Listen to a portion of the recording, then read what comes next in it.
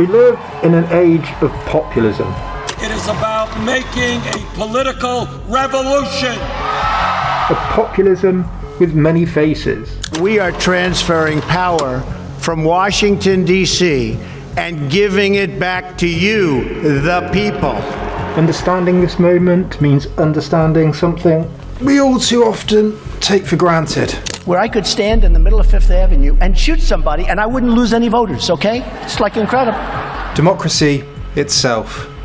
I can't believe that bit cost me 20 quid. Because in many ways, as we'll see, populism is democracy. And as one scholar puts it, a shadow of democracy. We're going to retreat. We're not going to surrender. We're not going to quit. Fight! Fight! Fight! I want to explore why we live in this strange age of populism, ask where it came from, what it is and what that means, because that's the only way to understand what would otherwise be bewilderingly diverse. National populism, economic populism, media populism, left and right populism. How does Bernie Sanders, for example, have anything in common with Viktor Orban or Nigel Farage? Even consumer brands have jumped on the trend and described themselves as populist. How can we make sense of all of this? As one scholar, Paul Taggart, puts it, populist movements have systems of belief which are diffuse. They are inherently difficult to control and organise. They lack consistency, and their activity waxes and wanes with a bewildering frequency. Populism is a difficult, slippery concept. And so to not slip up, we'll have to go back to the founding of America, to the French Revolution. We'll think about the development, the expansion of democracy. Then we'll look at some populist parties proper, and populist leaders like Perón in Argentina. And then we'll go back to France to look at someone like Le Pen. We'll take a detour to Fox News at some point, look at consumer populism, and then we'll bring it all together just for you, the statistically median, hard-working, heartland honest, salt of the earth YouTube viewer sick of those sponging, corrupt, parasitic elites. The recurring theme in populism, the central organising feature, is the binary between the people versus the elites. This makes populism a difficult, slippery, somewhat all-encompassing, vague concept in some ways. As we'll get to, scholars disagree on what populism even is. Was Julius Caesar a populist? Robin Hood? The Founding Fathers, even? In some ways, all of them, yes. But modern populism, what we're really interested in today, only makes sense as part of modern democracy. The idea that the people, the demos, should rule, kratos, that we, the people, are sovereign. When Bill Johnson is finished, he has elected an entire government from top to bottom. That is, if a majority of the voters think the way he does about it. I sat down with Professor Paul Taggart, a specialist in populism, and first I asked him about this relationship between populism and democracy. The paradox is that populism is a function of democracy. You can't have populism in a non-democratic system. It doesn't make any sense. That, to me, that's why it's interesting. It's a kind of a recurrent episodic moment that comes up in democracies at different times for different reasons. But it can't exist in an authoritarian system because it doesn't make sense. You're not appealing to the people. You don't need populism there. You've got other ways of operating. Which is why modern populism only makes sense after and in reference to the promises and the ideals of the American and French revolutions. During the French, for example, the revolutionaries tried to enact the idea of Jean-Jacques Rousseau's general will of the people. That, in the words of the Declaration of the Rights of Man in 1789, quote, "The law is the expression of the general will," which, and this is key to the ideal of the French Revolution and the idea of the general will, was expressed through a single unicameral legislative chamber to represent the people as a whole, undivided, democratically. This was in contrast to Britain and America, both having a stronger division of powers between the executive, the upper and lower houses, and the judiciary. Right, I know we're going back a little bit, but it's important, it's crucial in fact, to understand that in Britain and America especially, the prevailing elite belief was a scepticism about democracy, a fear of the mob, and a desire for stability as much as rule by reason, rule by the people, democratic sovereign rule. And so the upper houses in particular were meant for lords and aristocrats and elites to balance the more unruly lower houses. And remember, even after the American Revolution, not everyone could vote for the lower houses or was even eligible for office. In most European countries, this came in slowly across the 19th century. We already see this tension between what became democracy and a constitutional or representative democracy, or the promise of government of the people, by the people and for the people, and government with elite checks and balances in the name of the people, representing the people, whether senators carefully selected by the parties themselves rather than through the vote, or judges with elite qualifications, or a president or a king with special powers. From the beginning, the tension is there. People versus elites. Furthermore, in America, there was a debate between the Jeffersonians, who believed in a democratic, state rights-oriented, farmer, tight-knit, maybe some say idealistic, republic, closer to ordinary self-governing people, and those like Hamilton and the Federalists advocating for a strong central government run by elites. These debates ran through almost every Western country during the Enlightenment and into the 19th century, and we have to remember that throughout the 19th century, full democracy only came very slowly and with great struggle, and historically, democracy is very new. For example, an important but now often overlooked debate during the Enlightenment was about whether truth was self-evident and common sense, in Jefferson and Thomas Paine's words, accessible to all of the people, all of the time, quite readily, or whether truth and reason were the preserve of an aristocracy, a priesthood, the enlightened intellectuals and philosophers, the educated, that maybe normal people could get to the truth with the right education or upbringing or training, but that the masses of normal people would, if given the vote for example, overthrow property rights, could be swayed by demagogues, were unable to restrain their base emotions and impulses. Voltaire, for example, believed in the idiocy of the masses, that only the enlightened should rule, whereas Jefferson, when he said that we hold these truths to be self-evident, believed that ordinary people could govern a republic themselves, that you didn't need a strong government. In a way, the history of the late 18th and 19th centuries was one of working out what these checks and balances meant. How much power should an executive have? How long should a term be? When could the people vote again? And in what ways? How easily can laws, particularly, say, constitutional ones, be overturned? How much authority should an elite representative of the people have over the people themselves? And the big question, who are the people? How do they think? How do they come to their opinions? Liberals and anarchists and socialists and fascists and many others all answered all of these questions and hundreds of other questions like them in many different ways. Друзья, не теряйте бодрость в неравном бою. Родину мать защищайте, честь и свободу свою. What's often pointed to as the first populist movement came out of Russia. In the 1860s, a movement called the Narodniks, narod meaning volk, believed that intellectuals and modern students who wanted radical change should go to the people in the country, the peasants, and convince them to rise up against the Tsarist regime.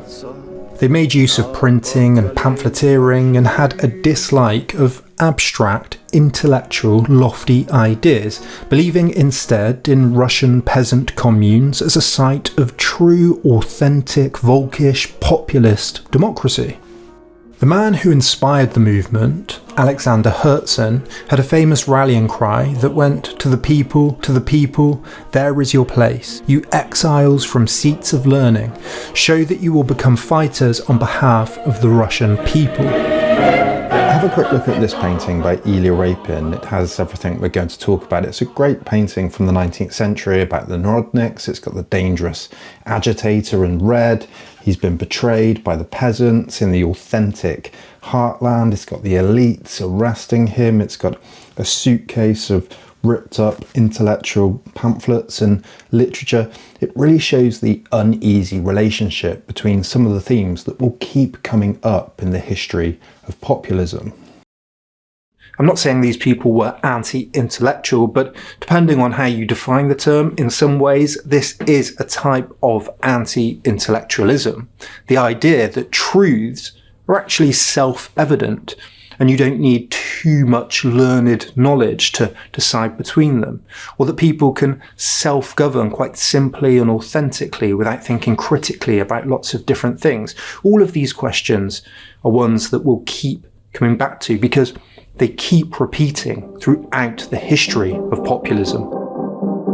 In his book on populism, Taggart writes that a theme running throughout Herzen's life was that political life should not serve abstractions.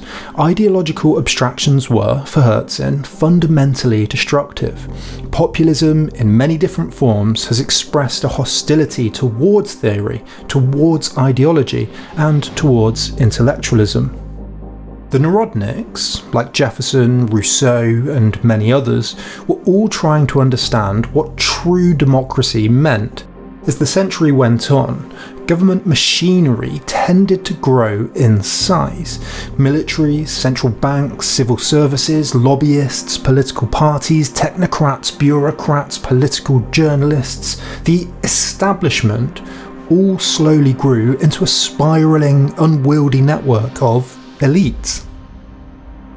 The movement ended up failing, ironically because the peasantry proved to be much more pro-Tsar, religious, conservative, and resistant to change than the Narodniks believed they'd be. But I find it fascinating because it foreshadows so much of contemporary populism.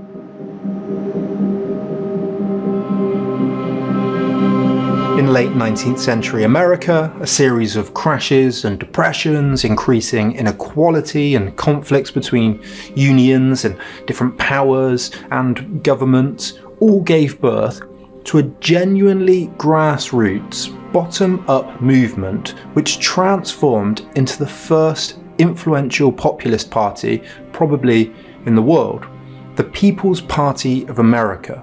It survived for just 17 years between 1891 and 1908, but its legacy and influence outlasted it.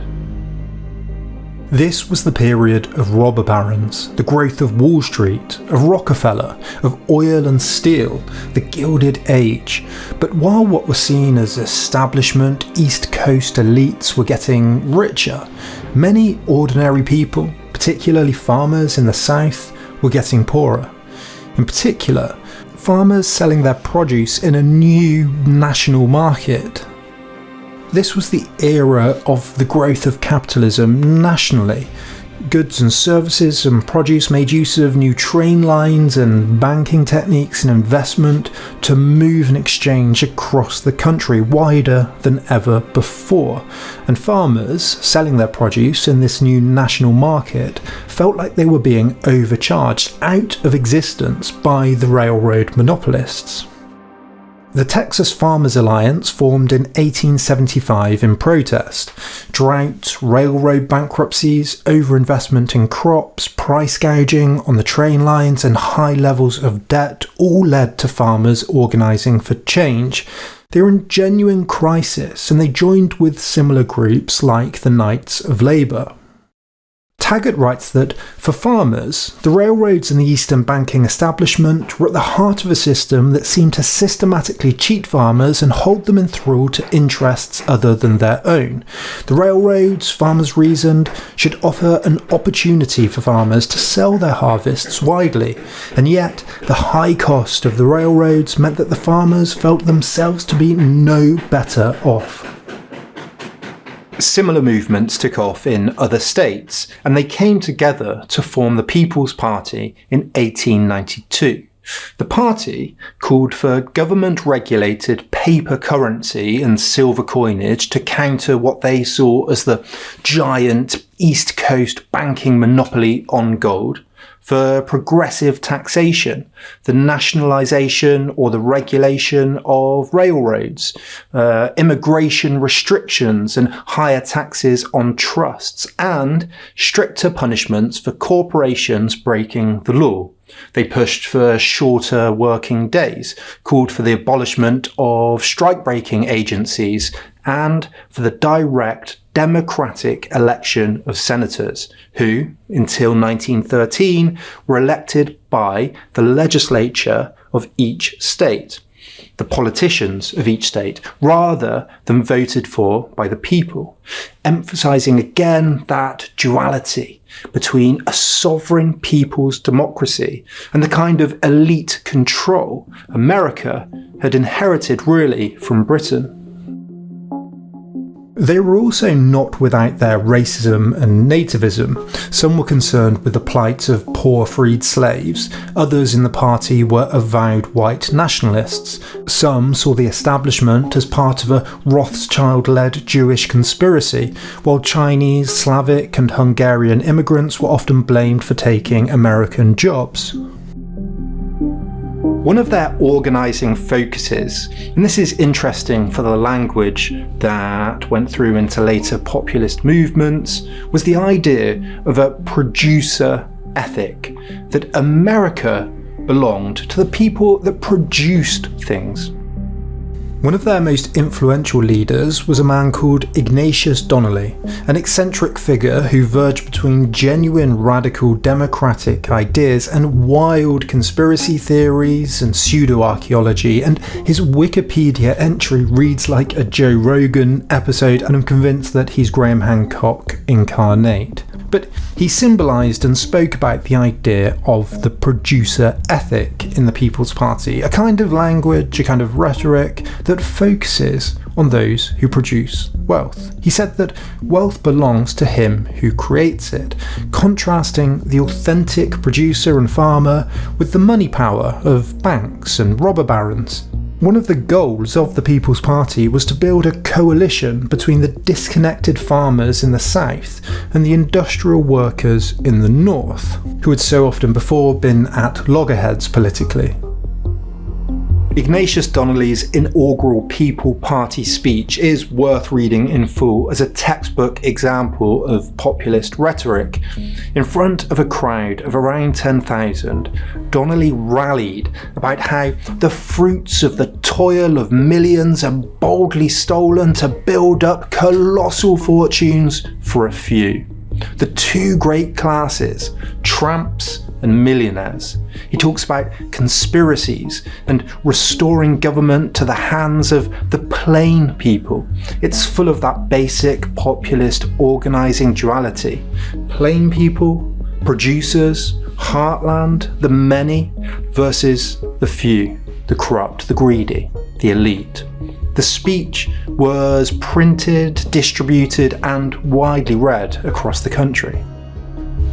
The People's Party was so successful that it quite quickly became national contenders in the 1892 and 1894 elections, gaining around 10% of the vote share and winning several seats in the House and the Senate. But after that, the party struggled and slowly watered down their demands, while the Democratic Party became increasingly populist. In 1896, the populist lawyer and politician William Jennings Bryan became the Democratic nominee. Bryan was a master orator, just 36 years old, and like Lincoln before and Martin Luther King after, combined the evangelical biblical language and zeal with themes of democracy, democratic promise, the ideals of America. Bryan admired Lincoln, who he said made frequent use of biblical language and of illustrations drawn from Holy Writ to communicate democracy's dream. He talked of the farmer that goes forth in the morning and toils all day, and the miners who go down 1,000 feet into the earth, who are businessmen equal to the few financial magnates who, in a back room, corner the money of the world.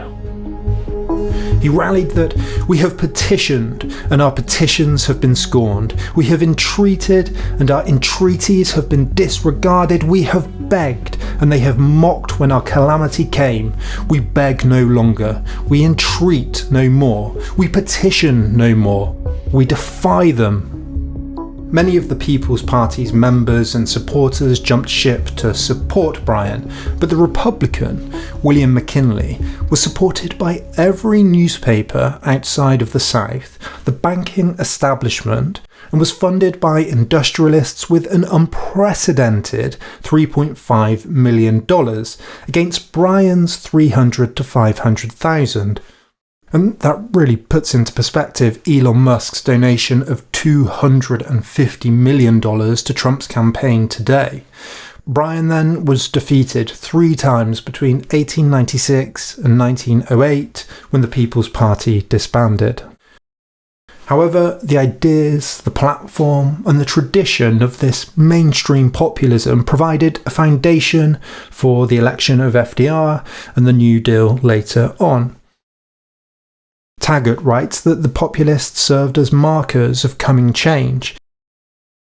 Look, what's interesting about the People's Party is that they were originally dismissed as being kind of white racist farmers who were just, was suffering grievance, but actually they were you can see them as collectivist, as developing complex technocratic solutions to government. There was no particular leader associated with it. It was bottom up. Yeah, it was bottom up. It was out. There's no leader. There was no theorist. It was complex. So all these classic faux pas that people make about populism, it's about simplistic answers. No, they weren't. They were very complex. It's all about leaders. No, it's not all about leaders. In fact, they couldn't get a decent leader, and yet they managed to sustain themselves in power and to drive the context of early 20th century American politics to some degree. That you could draw those lines as you did to FDR. And in his book on populism in America, the historian Michael Kazin writes that despite their demise, the People's Party stood at a point of transition for populist language. A popular poem later eulogised the affectionately nicknamed Boy Bryan's defeat. The anonymous poet waxed about the defeat of wheat by those with dollar signs upon their coats and diamond watch chains and inbred landlord stock. And he talked about the defeat of the Pacific and the long Mississippi, defeat of the young by the old and silly, defeat of tornadoes by the poison vat supreme, defeat of my boyhood, defeat of my dream. And Bryan's famous Cross of Gold speech, another populist speech worth reading in full, ended with these lines: "You shall not press down upon the brow of labour this cross of thorns. You shall not crucify mankind upon a cross of gold."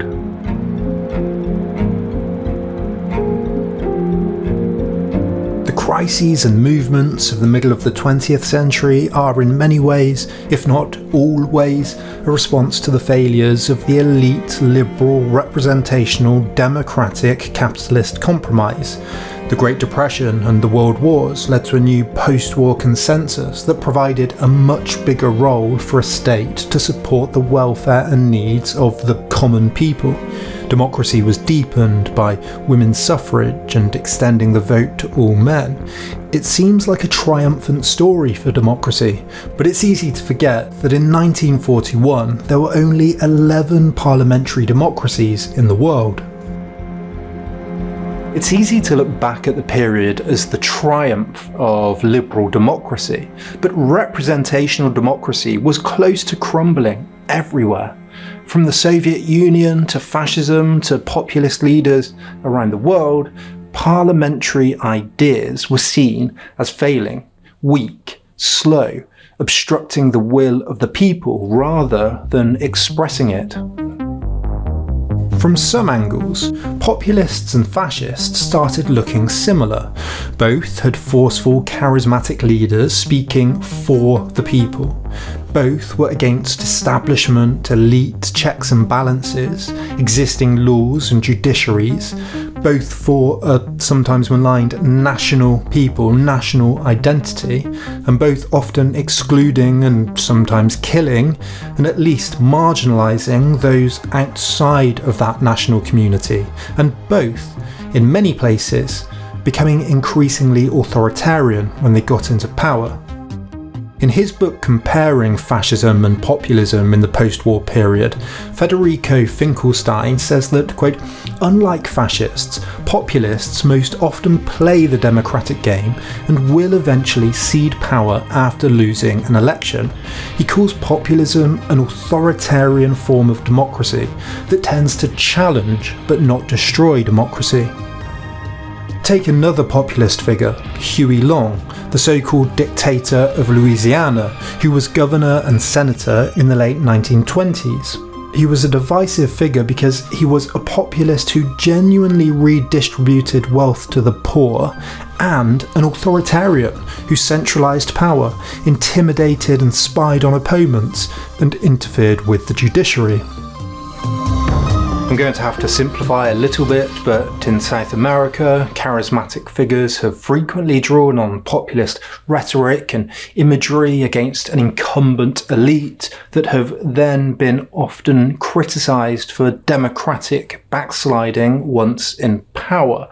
The list of populist figures in South American history is long, but the first populist to govern an entire country was Juan Perón in 1940s Argentina.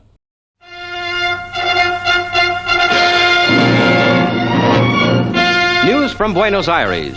Just 3 years after Argentina's military clique seized power, Colonel Juan Perón signs the book to become Argentina's... Since Simón Bolívar led independence movements liberating South America from the Spanish Empire, there has been a recurring tradition of charismatic leaders fighting against incumbent elites perceived to be draining South America of its rich resources and economic potential. In the 1940s, Argentina was going through an economic crisis. In 1943, the army, including Perón, overthrew the government in a coup. Perón had been inspired by Mussolini mobilising the labour movement in Italy to seize power. Perón was genuinely radical, developing and industrialising the country, which was at the time very agricultural, and redistributing resources to the poor with his wife Evita, and deepening and strengthening the rights of workers and indigenous Argentinians. So, what makes Perón a populist? Well, first, despite his policies, his rhetoric wasn't directed at, say, the working class, nor was he an ideological or intellectual thinker, a Marxist, say, nor, though, was he a technocrat, focusing on rights or law or bureaucracy, technocratic liberal government. Instead, his focus was the Argentinian people expressed as an organic whole, a multi-class, Catholic, honest group in the heartland of Argentina. He was anti-elite, targeting Argentina's wealthy landowners.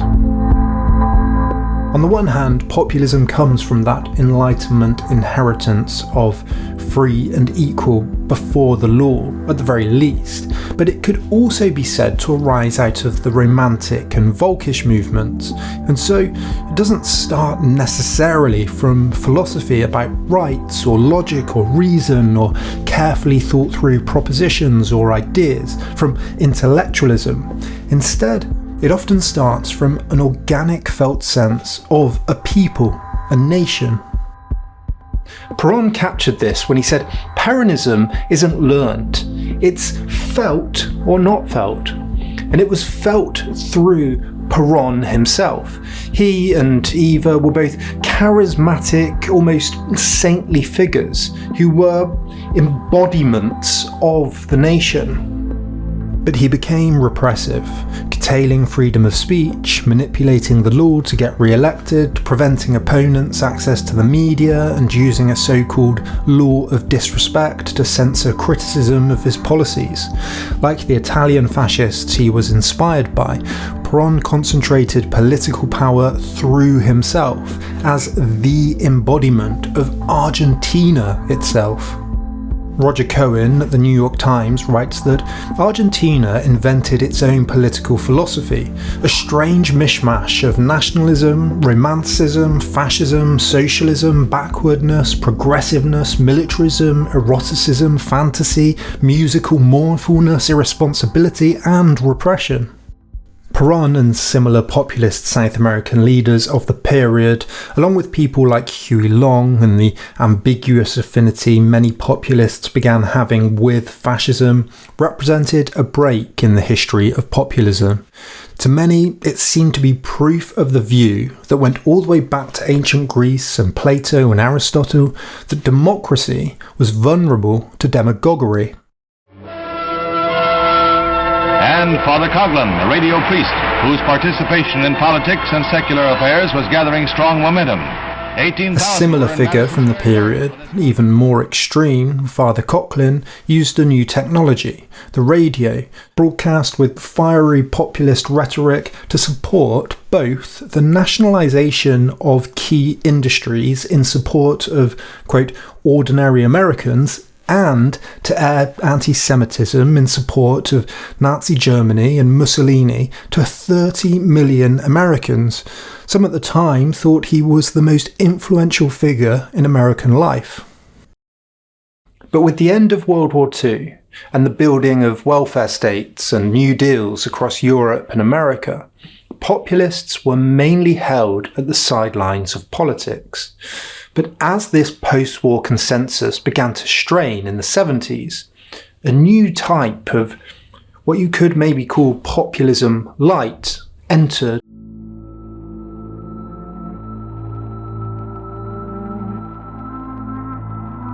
You could broadly argue that in the pre-war period, the populist claim was that the government elites were doing too little for the people. But in the post-war period, as the government elites took a more active role in economic and social life, a shift happened. Populists began to protest that government elites weren't doing too little, but were doing too much. In a way, the post-war New Deal consensus was inspired by a populist movement that transformed into an elite establishment status quo. The populist complaint about small government became a populist revolt against big government.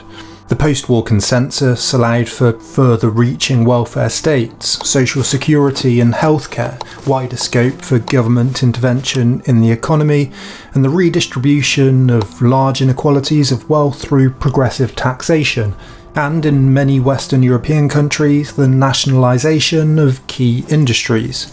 This expansion of the state meant one thing: an increase in elites to manage the new system.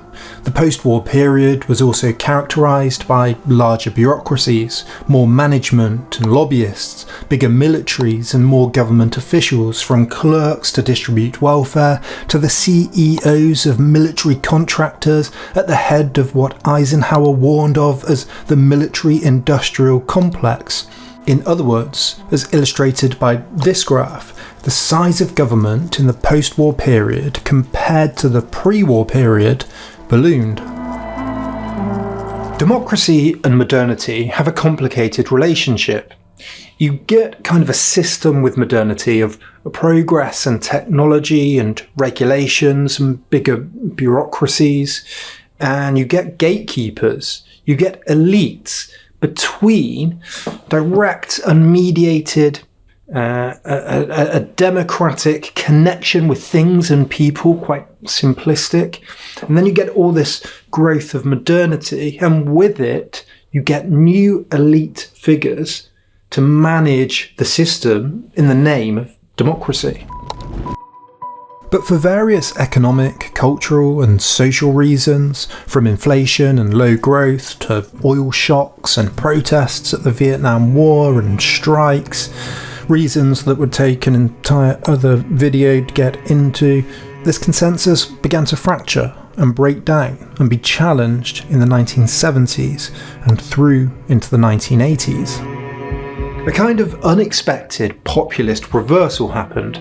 It was assumed that the post-war consensus was a coalition of liberals and the working class, that state intervention was on behalf of that working class. But conservatives, first in America, discovered that there was a constituency of working class voters who believed that they didn't need the state, that the elitist state actually represented the lazy scroungers on welfare and the snobbish liberal elite from universities who wished to enforce their ideas about gay rights, abortion, the church, so-called family issues upon them against their will. It was a constituency of voters who believed they were hard-working, honest, heartland, Christian Americans, and the sanctimonious elites had become too powerful and were sticking their noses in where they weren't welcome. The figure who most epitomises this change is the conservative author and politician Pat Buchanan, who in 1975 said that if there is a role for the Republican Party, it's to be the party of the working class, not the welfare class. It's to champion the cause of producers and taxpayers, of the private sector threatened by the government sector, of the millions who carry most of the cost of government and share least in its beneficence. He also believed in building a sea wall to keep out immigrants and called homosexuality unnatural and AIDS retribution for it. Buchanan, in other words, was key in discovering a conservative populism based around an organic idea of conservative with a small c family values, hard-working, and against welfare and handouts, against the incumbent establishment elite. Buchanan advised Nixon, and Nixon's team coined the highly influential and evocative term the silent majority to refer to this newfound bloc of voters. Nixon said that Americans should listen, quote, to the voice of the great majority of Americans, the forgotten Americans, the non-shouters, the non-demonstrators, saying they're good people, they're decent people, they work and they save and they pay taxes and they care. In Buchanan and Nixon's vision, political messaging should aim squarely at that middle constituency of hard-working, in-work, church-going, non-elite, honest, heartland, pure Americans who were, and this was a genius turn of phrase, the silent majority, implying a forceful opposite elite that were loud, too loud, forcing their values on ordinary, quiet Americans.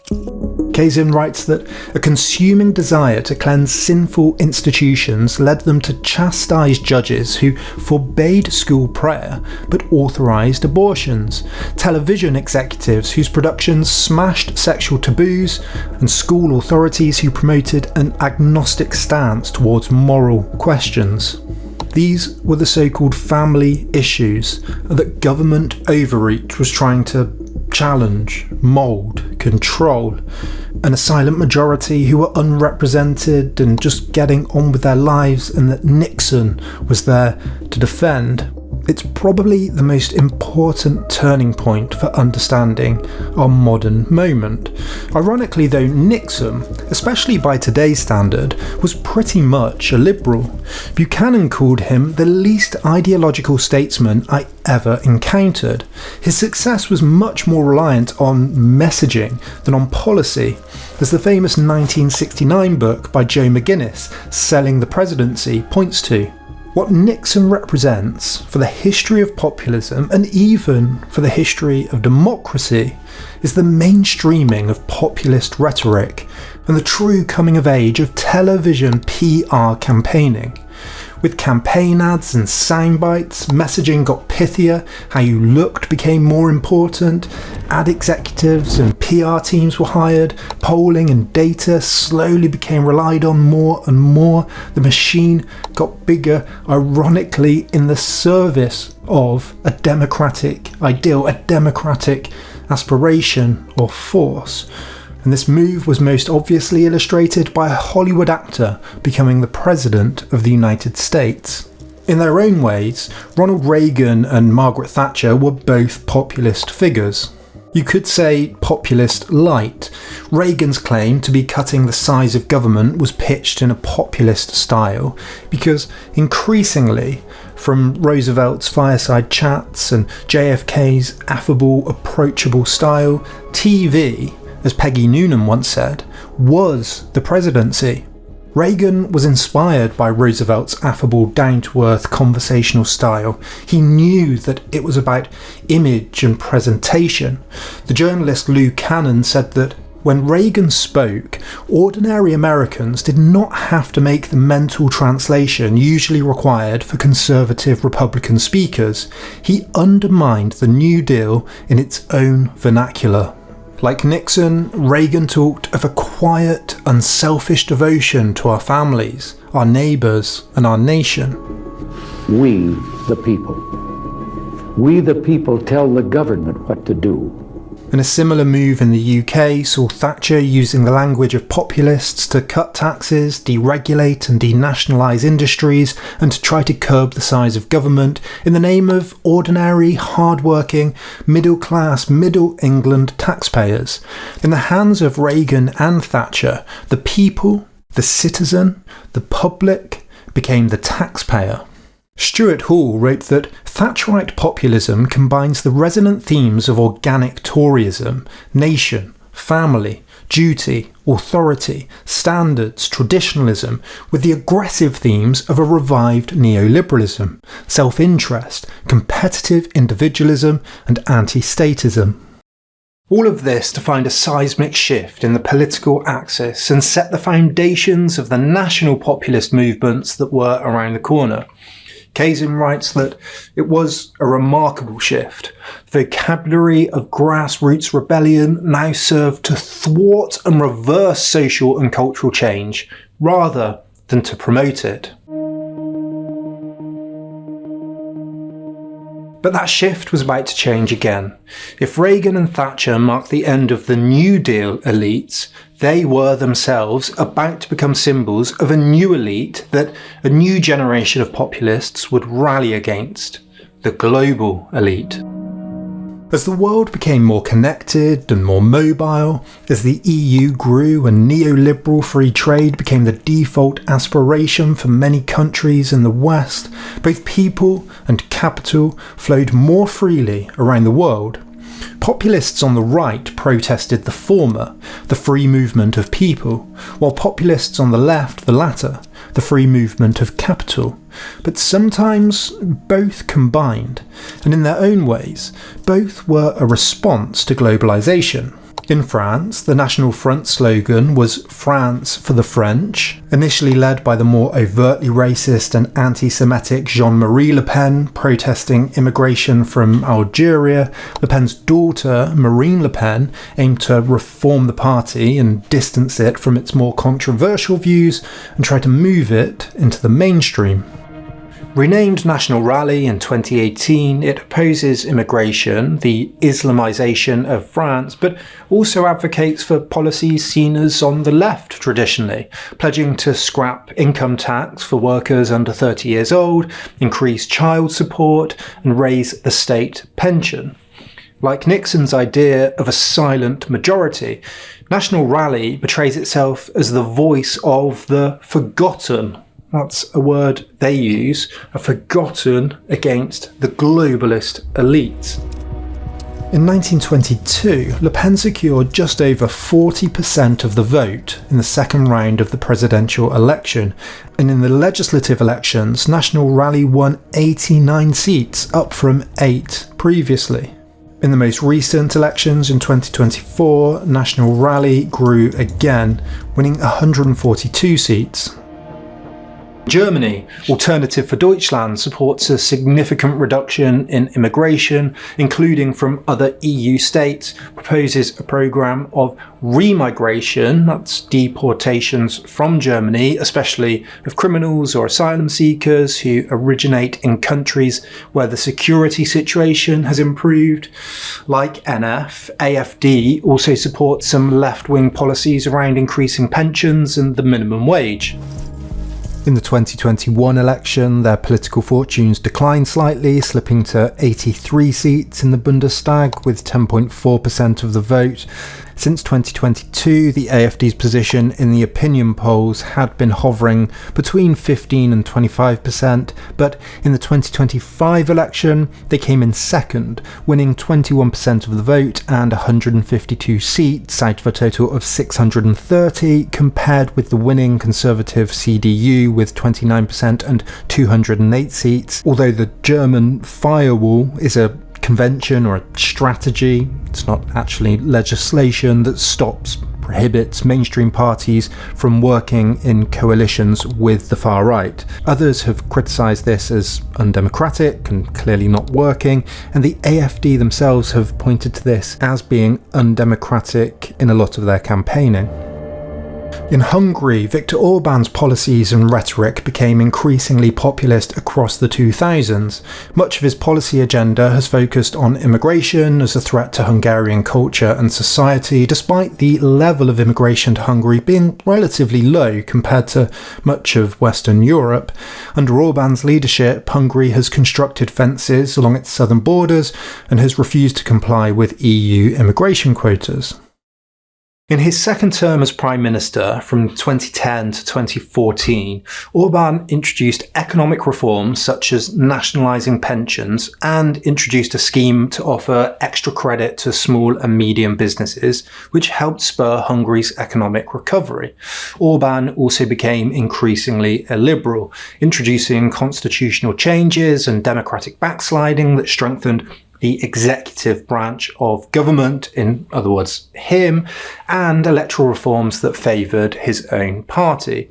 He stacked the constitutional court with loyalists and curtailed its jurisdiction and gerrymandered electoral districts in their favour. He's undermined press freedom through a combination of regulation, censorship, and economic pressure on media outlets. He consistently portrays himself as the defender of ordinary Hungarians against internal enemy elites. His targeting of groups such as migrants, the EU bureaucracy, and liberal NGOs frames them as threats to Hungary's national sovereignty and its traditional values. In other countries, populism has been on the rise in different forms, in different ways, as Taggart says, chameleon-like. In Turkey, Erdogan's populism against entrenched, liberal, EU-facing elites took an Islamic character, and in Italy, populists have become so varied and so common that some have called the entire political system a populist one. Trump, of course, fits the populist mould, but is also focused on China. Boris Johnson in the UK straddled the line between populist and liberal elite, becoming a somewhat, I think, hesitant populist figure. And it's notable that in the period of national populism, period we're in now, left populists like Corbyn and Sanders break through somewhat, especially in the political conversation, but ultimately haven't been successful as populists on the right. So as we get to today, is it true to say that we live in an age of populism? Almost every major country has a populist movement. Populism is the dominant style on the internet, as I've talked about in this video. Joe Rogan, Jordan Peterson, Trigonometry, the Weinstein brothers, Russell Brand, Elon Musk, and many others are, in their own ways, all populists. Fox News, GB News, the tabloid papers are all populist too. As far back as 1970, Time magazine's Person of the Year went to middle-class Americans. By the 1980s, even Hewlett-Packard was calling their new printer, quote, Populist, the perfect printer for the masses, and the clothing chain Banana Republic had, quote, men's 100% cotton twill populist pants, steeped in grassroots sensibility and the simple good sense of solid workmanship. No-nonsense pants for the individual in every man. So what accounts for this shift? Well, Anselmi writes that, quote, populism is no longer an extreme hypothesis in the democratic game, no longer a deviation, an anomaly, a degeneration or a pathology of democracy, as it was often defined in the past. Populism today is, to all intents and purposes, a highly probable option of democracy. But again, why is this? I think that if you look especially across the 20th century and even the end of the 19th century, it becomes easier and easier to reach people in their diversity. The role of gatekeepers diminishes, and the techniques of persuasion, of printing, of media have gotten more refined. Both Clinton and Blair, for example, were known for being seen with their ties loosened, their jackets off, their sleeves rolled up, in a way politicians hadn't before, and obviously this was carefully calculated for a very specific historical reason. Nixon famously hired a team that included Fox News founder Roger Ailes to produce campaign ads. Ailes himself then leaned heavily on psychological ideas about sensationalism and graphics and slick presenters and iconography and American flags and populist talking points when he started Fox News. Before all of this, as newspaper printing presses improved with steam printing presses, then electric printing presses, the tabloids could print millions of cheap working class newspapers and distribute them more efficiently. Then radio and television, then cable meant more and more could get in front more and more effectively. The measure of success shifted more towards speaking to this increase in popular appeal. Populists have been adept at sidestepping traditional media and political institutions, the establishment, and getting their message out in a new, different way. National populists have been frontrunners in turning to blogs, then podcasts and social media, YouTube. Before that, Front National relied on pamphleteering. Populists in 1960s America even made pioneering use of direct mail to reach the people directly. Richard Vigueri, a pioneer in selling conservative viewpoints by direct mail, said that Liberals have had control not only of all three branches of government, but of the major universities, the three major networks, the biggest newspapers, the news weeklies, and Hollywood. So our communication has had to begin at the grassroots level, by reaching individuals outside the channels of organised public opinion. Fortunately, a whole new technique has become available just in time. Direct mail, backed by computer science, has allowed us to bypass all the media controlled by our adversaries. I put it to Professor Taggart that I thought we could be living in a new age of populism. I'm just sceptical of the idea that all bets are off. We're in a different age at the moment. Disinformation is what used to be called propaganda. And, we always used to be in echo chambers because we read the papers. To me, it's not that different. Quantity-wise, yes, I do accept there's something different there. But I'm not sure we're in a new age. Yeah, that's really interesting. My perception, admittedly, and maybe the general perception is that yes, there's lots of upheavals throughout history, of course. The most recent one, though, was probably World War II, and then it was relatively stable until maybe the neoliberal revolution and the upheaval of the post-war consensus. But even that, thinking about it, is nonsense, right? It was the decolonialization, a complete shift of power from Britain to America. There were so many things going on in the world, so many crises. So, sure, yeah, maybe you're right. We're always going through crises. Politics is about cycles of different things, but policy crisis, institutional crises, political economy crisis, different types of cycles and different times. So politics is inherently dynamic. We're almost being populist. Remember when it used to be stable? We had the post-war settlement. Well, it was never stable. It was always it's a dynamic, iterative process whereby you constantly reevaluate who winners and losers are. You change the rules of the game a little bit. You push at the margins. You open the Overton window. You close the Overton window, or whatever language you want to use. So politics is about this process, and that's for me what's interesting about politics, and why. When journalists always say to me, what's going to happen? I don't know. I just don't know, because actually it's an incredibly complex structure. And that's what's fascinating. But sometimes something big can come along that can really upset things. And whether it be COVID or Donald Trump, the unexpected ways. But trying to see everything as too linear, I always think is emotionally very understandable, because we all want to think things are getting better and the world's getting better. But it may be that we just have different times and paces and directions of different cycles, and that's difficult to live with. But that's kind of reality of, I think, way that politics tends to function. You could also make the case that at the same time all of this was going on, this refinement and techniques to get in front of the public, the belief in democratic accountability and the demands for democratic accountability have strengthened. In his book on democracy, David Stasevich points to the growth of what he calls monitory democracy. That's monitoring democracy, involving the proliferation of pressure groups and reporting about corruption and public scrutiny, watchdogs, tribunals, public inquiries and committees and experts, and other forms of monitoring aimed at strengthening the democratic process. Whether these things have strengthened democracy or not is, of course, another question.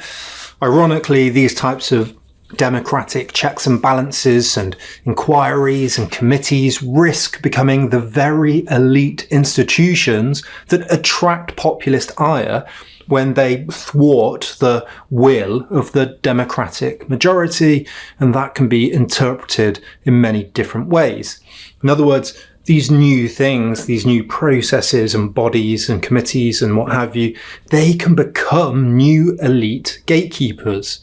However, as technology gives us increasing ways to communicate with each other, the trend is clearly away from having an establishment at the gates. And unless some new set of institutions become the new gatekeepers, online and off, and I wouldn't rule that out entirely, populism is here to stay. So what does that mean for us?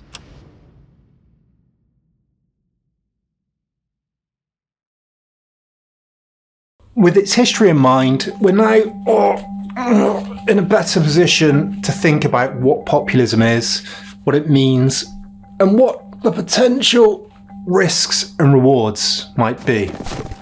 There's always a people versus an elite. A people who are decent, hardworking, pure, versus an elite that's corrupt, out of touch, gone wrong somehow. The people in the heartland are also often authentic insiders versus somehow bad outsiders. Those outsiders could be immigrants or NGOs or multinational corporations or elites that represent them who have betrayed the real authentic people. The most striking thing here is that Manichaean binary, the good versus the bad. There are some other recurring features too. The emphasis on a national identity as a response to the need for a content for what authentic people means. What is the nation? What are our values? And then a charismatic, often idiosyncratic leader that channels that authenticity and represents the true authentic people. Then a battle with the establishment, including the media and universities and often other institutions, and often through an expansion of executive powers, sometimes through democratic backsliding, and at worst through authoritarianism. Often this battle has to be waged through alternative media of some kind, whether direct mail or podcasts, to circumvent traditional captured established institutions. I asked Professor Taggart what he thought populists tend to do once they get into power. Populists, when they get into power, they have various strategies. I think they have three strategies when they get into power. What you either do, and the first thing you can do is to actually to moderate your populism, to kind of be less anti-institutional, or just to use that language. Someone like perhaps Berlusconi, I'm subject to the judiciary and the attacks of the press and so on, and I'm still under attack. But really, in practice, became more of a conventional politician over time. You kind of lost his populism, kind of dropped out. The other thing you can do is you can restructure the institutions. You can reshape politics so that it suits you. And also, by doing that, you are delivering on your promise of being anti-institutional. You're saying, look, here come the institutions. I'm going to change them. I'm going to have a new constitutional settlement, for example. That's not, Latin American populist leaders have done that. They recast politics. And it has the sort of double effect of showing you're doing something that's anti-institutional, but also has the effect of you probably reshape the institutions in a way that helps you and limits the power of your enemies. The third strategy is where you get into power and you behave like you're not in power. You behave like you're in opposition, essentially. So that allows you to still be, everyone's against me and the institutions are against me, and I'll just break things, unsettle things, I'll shake up politics. And I think we're seeing that in some contemporary examples of populism. And I think that's the third strategy. So you don't necessarily, when you can't reshape the institutions, you kind of reshape politics. The difficulty with assessing populism is how varied populism has been. What you think about populism will depend on the period, where you are, who you are, what populists are doing at the time, what your ideological beliefs are, what the economy's like for you. In fact, I've talked about populism from a left-wing perspective on Substack, and I made a video that is just a recording of me reading out that Substack, and I'll leave a link to that below.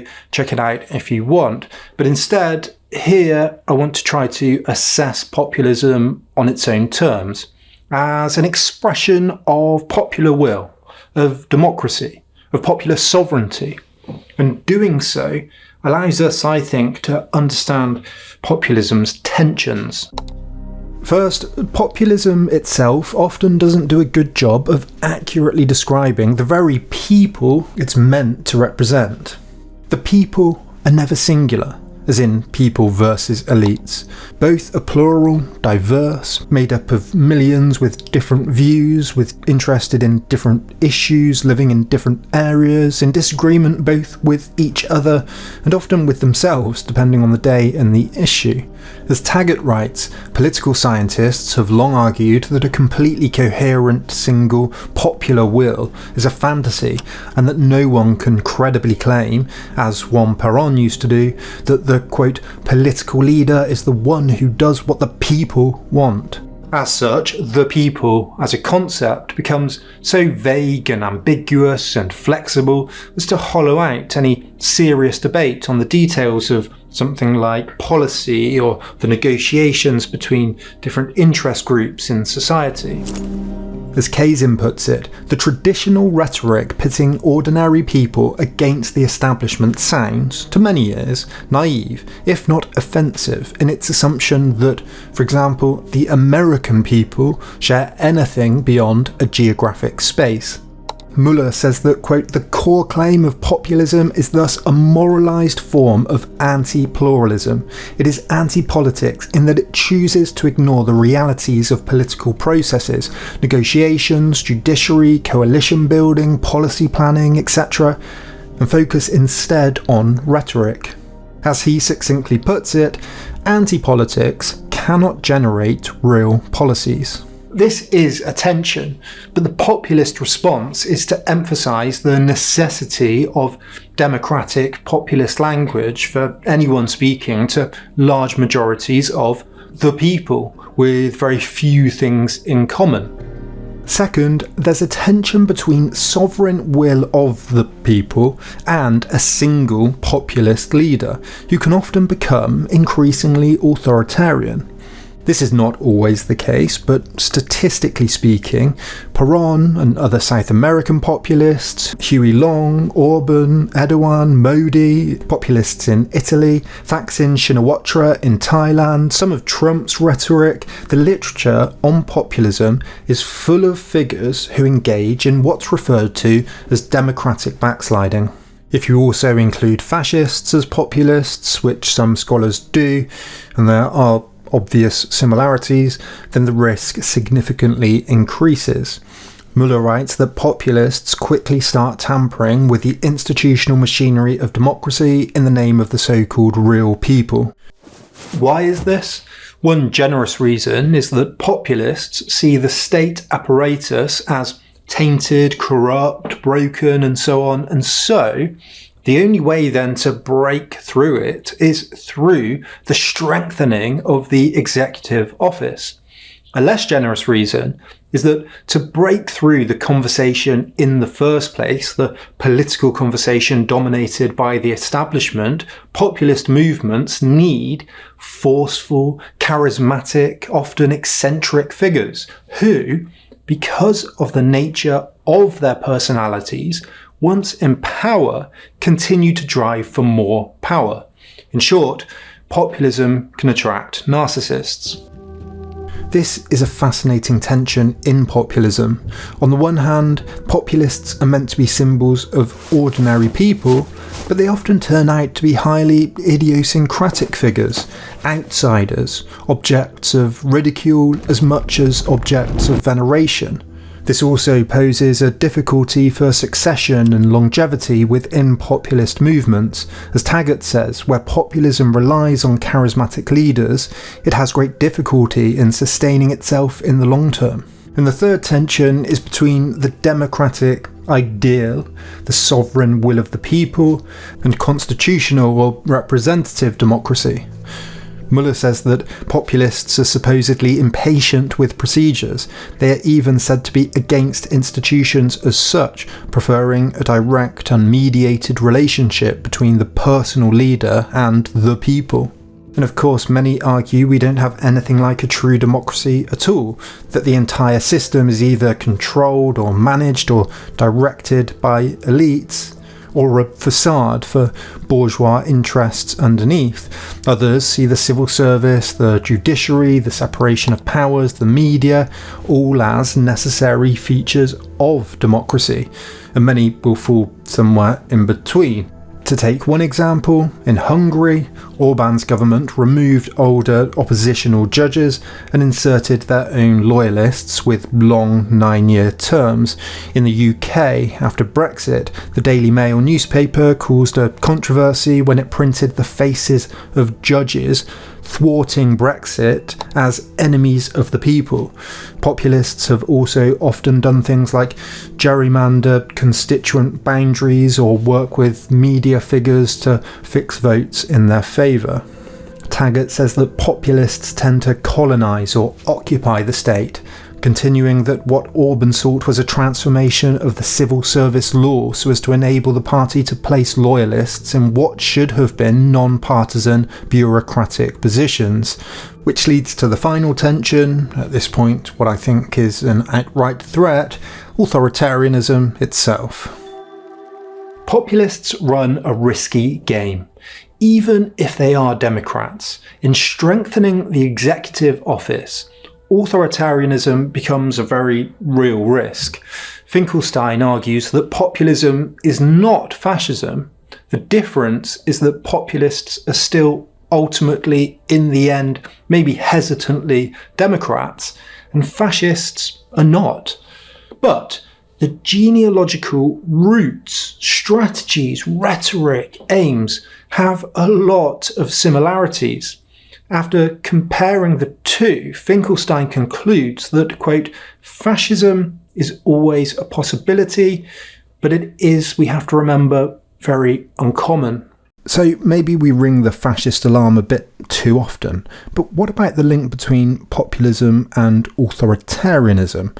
I asked Professor Taggart, and he was sceptical. Most populists don't end up being authoritarians, frankly, when they get into power. From for a very broad reading of the literature, I got the sense that that was a common theme, and I haven't read anyone going through number by number and counting the results of populism power, but it seemed to be a common enough theme to be a dominant part of the literature. But that's not true. You're not wrong, Lewis. I mean, maybe I'm not in the mainstream here, and I'm not doing a numbers game. I'm doing it almost from first principles. I don't think that it necessarily links, but there are many cases, and when we look at populism in Europe, for example, at the moment, we focus on those cases which are often associated with democratic backsliding. Right. And yet, however, there are populists all over Europe who are not in power, fair enough, who are not necessarily advocate democratic backsliding. So there's the paradox. Again, you're focusing on the spectacular moments of it. That's where something. And I think that we are a bit over obsessed with those elements. We've got to always draw back and look at it as a whole. All of this explains why populism often correlates with a rise in conspiracy theories, as fascism did, because populists tend to demonise elites and those around them and related to them. It means they've been historically susceptible to draw on conspiracies about things like Jewish bankers and international financiers, or all-powerful NGOs, or in the past, especially in the 19th century, popish plots. Assessing these tensions is difficult because having an executive office with authority, a balance between democracy and the processes of democracy, the difficulty in capturing what we should do as a people, who we even are, what the people even mean, and the inevitability of charisma and demagoguery. All of these things aren't just features of populism, but of democracy itself, which is why some theorists of populism see it as a threat to democracy, a shadow of democracy, while others see it for what it is, an expression of democracy, a part of democracy.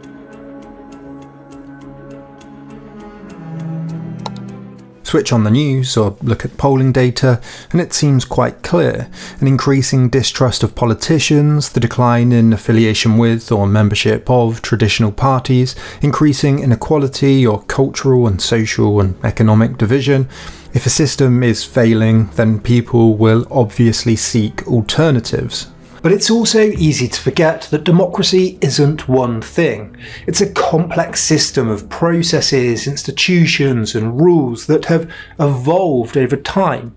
Secret ballots, campaign funding rules, political parties, legislative processes, codes of conduct, regulations, unions, referendums. Study any democratic system, and you'll need to understand hundreds, if not thousands, of these moving parts of democracy. Even what's thought of as direct democracy, like ancient Greece, was a lot more complex than is often assumed. So, with that in mind, I think it's useful to think of a dialectic within democracy, a debate, a negotiation, new institutions, new ideas, change, and populism has proved to be a part of this dialectic. There are many scholars that emphasise the dangers of populism, using language like the shadow of democracy in Canavan's phrase, or calling populism a constant peril in Muller's. Populists clearly don't like institutions, the establishment. Generally speaking, they don't seem to like universities, intellectuals, professors like yourself. But I'd imagine that is, and I'm speaking very generally, I'd imagine that's reciprocated. Broadly speaking, I know you'll say you like to be objective, but there's a sense I get from the literature sometimes that it draws on a kind of negative language. So I'm thinking here of Margaret Canavan's phrase, populism as the shadow of democracy. The shadow, of course, being very dark and black and the underside. Do you think this is a problem? Do you think that the value of populism is in the eye of the beholder, but that also there's a bias maybe in universities against populism? I think it's a problem, Lewis, because in a sense, you put your finger on it. If you want to be objective about populism, you're going to be studying, by definition, people who are not objective about you. So there are no populist theorists. There's one slight exception, but I'll ignore that for the minute. Because by definition, populism is not about education. It's about what's in the heart. It's about common wisdom. It's about folk tales and so on. So by definition, populists don't like me, and as a consequence, I've been studying populism for 30 years, and I don't think I've ever been to any academic event where there's ever been a populist. Wow, that's interesting. Because by definition, why are they going to come and talk to us? We're not. So does that create an imbalance? Yes, it does. And is it the case that most academics who study populism hostile to populism? Probably. So there is an element of that, but I don't think it's impossible to be objective about them, and I think many people are.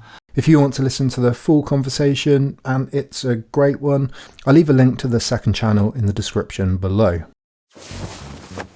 There are those that are a bit more neutral, like Anselmi, who writes that populism at base is a demand for more democracy on the part of citizens. However, once it has taken hold, it can even generate an involution of democratic institutions. But there are those that are much more positive too, like Chantal Mouffe, who argues that populism should aim to, quote, deepen and extend democracy, or Edward Shills, who has said that populism was like an inverted egalitarianism because it is tinged by the belief that the people are not just the equal of their rulers, but are actually better than their rulers. What's clear is that it has to be taken seriously as a force, as a demand, as a part of the sovereign will, the general will in Rousseau's phrase, while also at the same time understanding the risks, the dangers, the threats. One idea I'm fond of comes from political scientists Yves Meny and Yves Sorel, who start from the principle that popular sovereignty is the source of democracy, and then argues that popular sovereignty is, in Anselmi's words, both a source of legitimacy for the institutional structure and as a delegitimizing force. The former represents an architectural and structuring tendency, while the latter represents a dynamic and destructuring tendency. That is, democracy has a structure, an architecture, built up over the centuries in response to the demands for popular sovereignty, and that if it goes wrong, that same force of popular sovereignty, the same demands, can pick at that structure too. Popular sovereignty can build a house, and popular sovereignty can restructure a house if it's not feeling homely. When constitutional democracy veers from the sovereign will of the people, populism will result, increasing the distrust of elites and potentially creating a counter-elite meant to change things, hypothetically at least, in the name of the people. I think the house building metaphor is a good one, because what do you think will happen when you renovate or neglect or extend or change a house while forgetting that people live in some of the rooms? A room you've forgotten right down the other end of a corridor. The Rust Belt room, the Red Wall room, the marginalised room, or the A and E wing. The house will inevitably collapse. The idea of the shadow of democracy, the silent majority, Reagan's idea of those with quiet devotion, the hard-working real nation, is a perfect representation of the idea of forgotten rooms, the blank spaces, the missed spots, the neglected districts. It seems to me then that there are three important general recurring themes of populism in the modern period that it would do us well to think about: post-democracy, inequality, and authority. The first is that populism is a response to post-democracy. The idea that democracy isn't in the hands of the people, or anyone for that matter, that no one really is pulling the strings, in charge of the system. This is a common critique of the left and the right. The critique from the left is often that democracy is undermined by global capitalism that can jump from tax country to tax country, that can offshore labour, can lobby politicians, and so on. From the right, the complaint is that institutions like the European Court of Human Rights or the United Nations or the World Trade Organization are seen as taking sovereignty from domestic politics, from the nation, from courts, or that global migration is undermining the nation state. And both of these, on the left and the right, obviously fuel populist anger. The second theme is that populism is a response to inequality in a broad sense of the term. Meta-studies on this quite clearly show the positive relationship between inequality and populism. The squeeze on living standards for the working and lower middle classes, plus neoliberal policies that have increased assets and pension and stock market and housing value for upper middle class and the wealthy, combined with high levels of migration and the erosion of public services, is again all a strong basis for populist fuel. Finally, both of these lead to a demand for change that hasn't been forthcoming from within the system, leading to support for a strong charismatic authority from without the system. This has often, historically speaking, led to genuine reform of different kinds, but hasn't been without serious authoritarian risks. But I think finding ways to radically reform a system and its institutions doesn't mean destroying their pluralism and their democratic norms and their purpose as representing the people, which a lot of populists do critique and then go on to dismantle on those terms. We can think about reforming those institutions radically. The house metaphor, again, is a good one. Not tearing them down, but really thinking about how we change their structure for a very new world. Again, I've talked more about this in the links that I talked about on Substack and the related video, and they're pinned below. Have a look if you're interested. And there's so much more to say on all of this, but I wanted to try and stick to what populism itself means without veering off into the many related subjects that I will get back to at a later date. So to end, what I'll say is my favourite book on this has been by Michael Kazin, who sums up populism like this: like the American dream itself, ever present and never fully realised, populism lives too deeply in our fears and expectations to be trivialized or replaced. We should not speak solely within its terms, but without it, we're lost. Well, if you made it this far, then congratulations and thank you so much for watching this video. Videos like this take such a long time for me to prepare, from the research to the writing to the recording. The research in itself takes, at least a year really, before in the last few months I really dive into it. But it takes a lot of exploratory research, understanding the literature, and it's just a small team. It's grown from me, who, as I said, does the reading and the research, the writing, the recording, and then Paul and Louis, who really masterfully put it all together to make it even more entertaining for you to watch. But it's a lot, and it takes a long time when the economics of YouTube incentivizes content that is a lot flashier, shorter, surface level, and so the competition is getting harder and harder. So if you want to support content like this, you can, and you can get something in return. You can get ad-free and early videos, you can get bonus videos, you can get access to my short course on how I think about history, how historians think about history, the debates that undergraduates and postgraduates learn about in an accessible way, and really ground your understanding of history, which I think is getting more and more important in this age of kind of increasingly democratizing information. You get access to scripts and updates about sources and what's coming up and all the rest of it.